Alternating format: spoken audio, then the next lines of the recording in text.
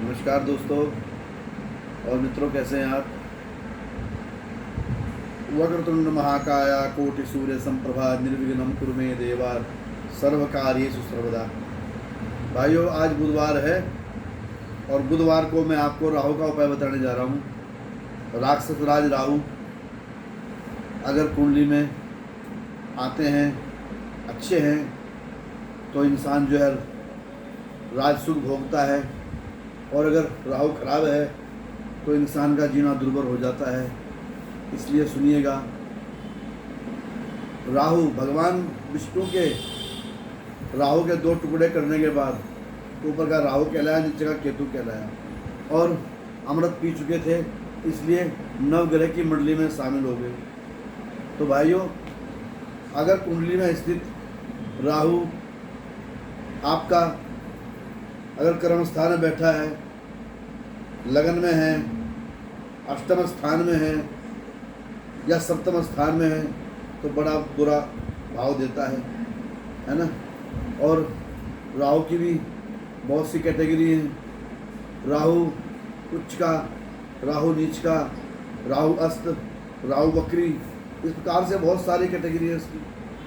तो भाइयों, कन्या राशि में बुधवार की राशि, बुध की राशि में कन्या राशि में राहु परम उच्च का होता है और मीन राशि में नीच का होता है। अपवादवश बहुत से विद्वान ब्राह्मण मिथुन राशि के राहु को भी उच्च का बोलते हैं और धनु राशि के राहु को भी नीच का बोलते हैं। तो 4 स्थान हो गए राहु के ऊंच और नीच के।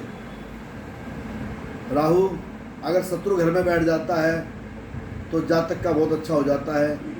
जिनका राहु बहुत अच्छा होता है, विद्या भाव में होता है या बुद्धि भाव में होता है, उच्च का होता है, वो जातक इंजीनियर बनते हैं, डॉक्टर बनते हैं, IAS अफसर बनते हैं। तो भाइयों, राहु को उच्च करने के लिए क्या उपाय है? राहु को उच्च करने के लिए सबसे बढ़िया उपाय ये है कि राहु, जैसे मैंने बताया था, हर ग्रह के प्रतिनिधि होते हैं, हर ग्रह के प्रतिनिधि होते हैं। ऐसे राहु ग्रह के प्रतिनिधि कौन है? दीनहीन व्यक्ति है। गरीबों पर दया करो, निर्धनों पर दया करो, ठीक है। तो राहु का प्रतीक कौन है? प्रतिनिधि राहु का प्रतिनिधि है ब्लाइंड व्यक्ति, जिसकी दोनों आंखें बंद हो, फूटी हुई हो, सूरदास। और दूसरा कौन है? दूसरा अपाहिज व्यक्ति, जिसका हाथ कटा हुआ हो या पैर कटा हुआ हो, उसकी अगर हम सेवा करते हैं तो राहु हमारा बलवान होता है, राहु हमारा अच्छा होता है। राहु अगर अच्छा है तो सदाचारी बनाता है, राहु अगर बुरा है तो दुराचारी बनाता है।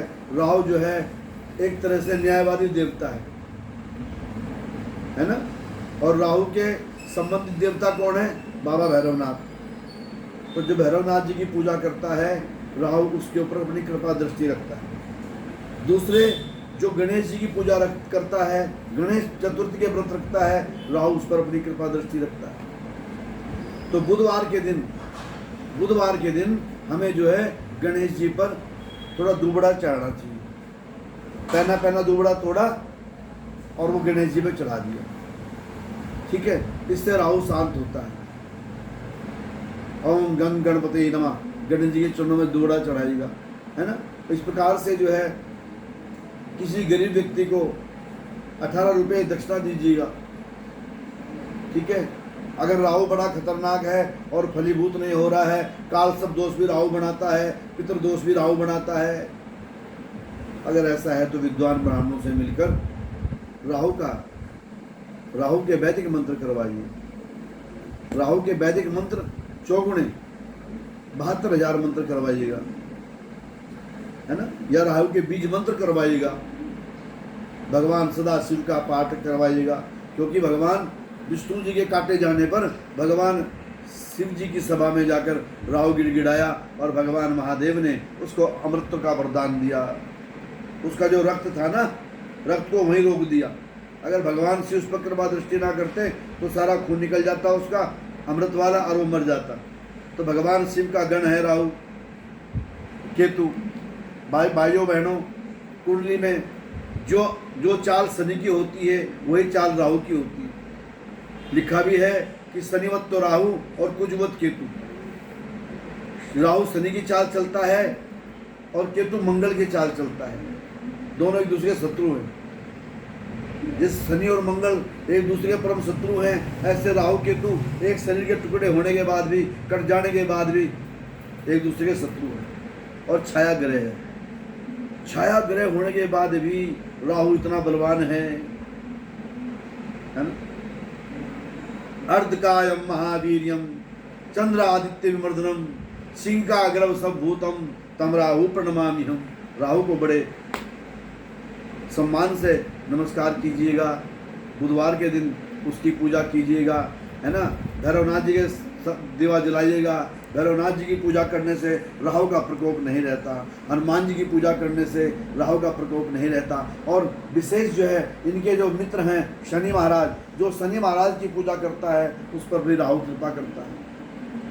और जो गणेश चतुर्थी के व्रत रखता है, गणेश जी की जो पूजा करता है उस पर राहु का कष्ट नहीं रहता। इसलिए भाइयों आज मैंने आपको राहु के बारे में बताया है। और देखिएगा, अगर आपको ये वीडियो अच्छा लगता है तो आप जो है सब्सक्राइब करें, लाइक इत्यादि करें, ठीक है, जिससे आपको फिर आगे दूसरा वीडियो देखने के लिए मिल जाए। मुझे कल परसों में अपना वीडियो देख रहा था तो उसमें मैंने देखा कि व्यूज़ तो बहुत सारे आ रखे पर सब्सक्राइब नहीं है। सब्सक्राइब इसलिए नहीं है कि मेरे बहुत भाइयों को पता ही नहीं है सब्सक्राइब क्या होता है। सब्सक्राइब लिखा होता है लाल रंग में, वो दबाना होता है। यही नहीं कि आप ही दबा रहे हैं। अगर मेरे पास भी आपका कभी कोई वीडियो आएगा तो मैं भी दबाऊंगा। क्या फ़र्क पड़ता है हमारे एक सब्सक्राइब करने से। तो भाइयों बहनों सब्सक्राइब करें।